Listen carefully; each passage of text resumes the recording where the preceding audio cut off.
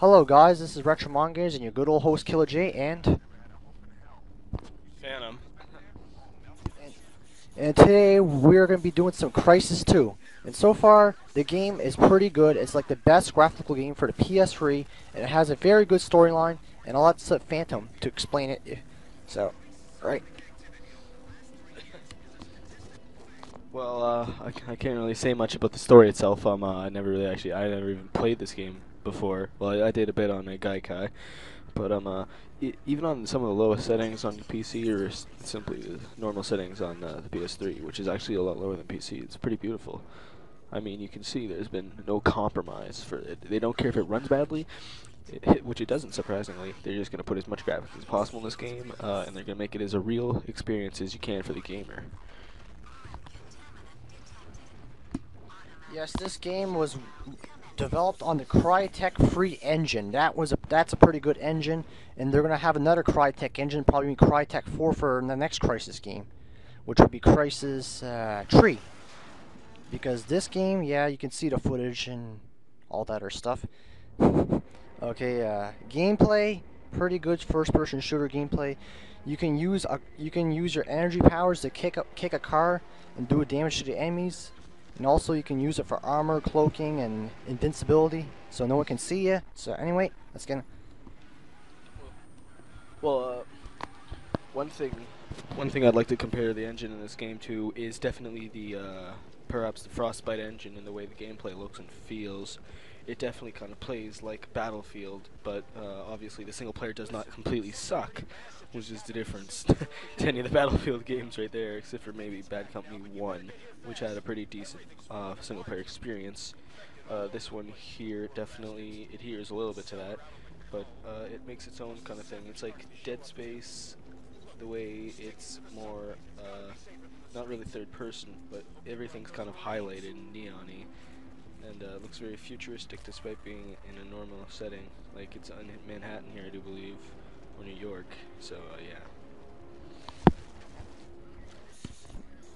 Yeah, you got some very good weapons. You got machine guns, handguns, and yes, you don't have besides you can't you just don't fight troops. You fight aliens. The aliens are pretty cool. You fight kick-ass aliens, and it gives you a little mix of gameplay. You're with a squad of people. You team up in that. There's some characters like the first guy from the Crysis game killed himself. So there's another guy that's using the nanotech suit, and he's with Nathan Gould. So Nathan Gould says the guy that's in the other guy's suit is a fraud, and then he has no choice to rely on him to save humanity. This game has a post-apocalyptic setting in this environment. Yep.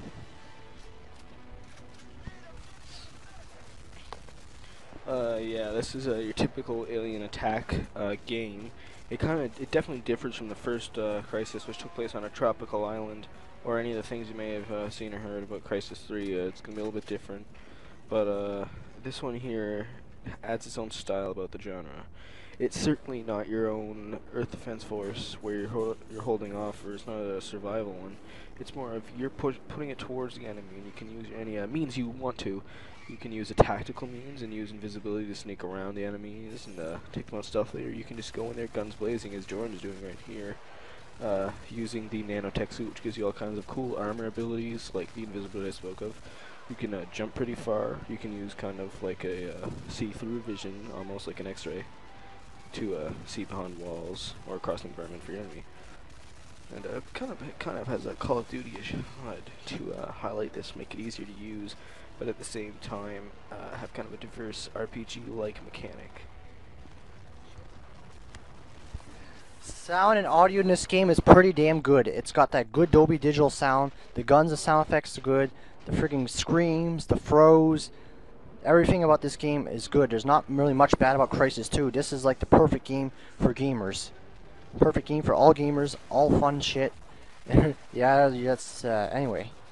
Sound and audio, yeah, I just said that, but pick up the audio would be like this would be like good on a surround sound system with really good speakers. This would like blow it away there because you got surround sound speakers.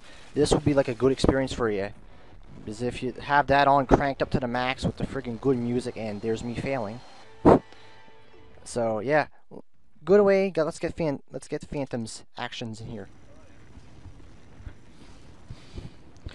Yeah, as I really only played it a bit on the PC, it's hard to talk about it on the PS3 as much, but they both hold up quite well. Despite being a port, it's actually almost completely rehashed to have its own style about it. It's virtually the same, but one difference I'm noting right here is the smoothness of the controlling.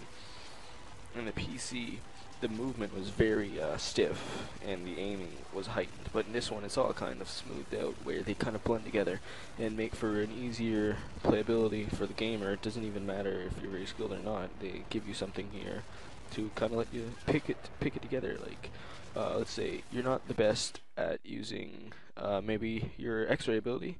Well, instead of that, they're going to make it where you can move around smoother, so that way instead of you don't have to look behind the walls with your ability, you can kind of crouch around and sneak behind it. You can't really do that on a PC. They kind of force you to go run and gun on it, but nonetheless, it kind of holds itself up right here and makes it definitely generalized for the consoles.